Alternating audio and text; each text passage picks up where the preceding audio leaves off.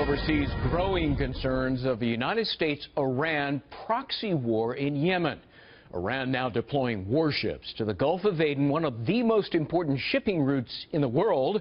And this move comes just days after the U.S. retaliated against Houthi rebels in Yemen who had fired missiles at a U.S. Navy ship. Leland Vittert is live at the White House with more on this story. Leland? Well, good morning, Greg. If anything, the White House is really trying to downplay the latest U.S. military actions and say they don't want to speculate on what that Iranian ship might do when it shows up. But just take a look at the map and realize exactly how much firepower is going to be in a very small area. In Arabic, they call it the Gate of Tears. On the map there, it is the Strait of Mandeb, only about 20 miles across, that leads to the Suez Canal. Obviously, the U.S. warships are there. Add that to the Russians, the Chinese who are there, and now this Iranian Navy vessel as well.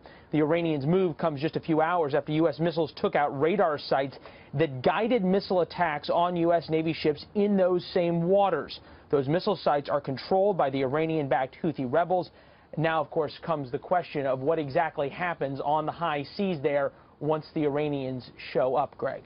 Leland, the Iranians certainly have not been shy lately about harassing Navy warships.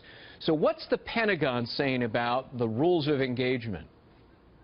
Not much. They keep that very close to the vest. But as you point out, this is now the second major international shipping lane where the U.S. and Iranian navies have squared off. The first, obviously, being the Strait of Hormuz over in the Persian Gulf. For months, we have reported on the continued harassment of U.S. ships in that area by the Iranians and the continued concerns that the U.S. isn't responding harshly enough. The big question is, what are the rules of engagement when the Iranians show up?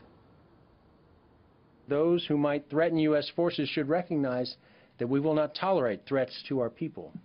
We will respond if our forces come under fire. Although a lot of analysts have pointed out, Greg, that the U.S. Navy has held its fire against the Iranians on a number of occasions when the Iranians have been extremely threatening. Yeah, the actions out in the field seem to belie what the spokesperson just said at the Pentagon. Wait and see what happens the next time. Leland Vittert, live at the White House. Leland, thanks.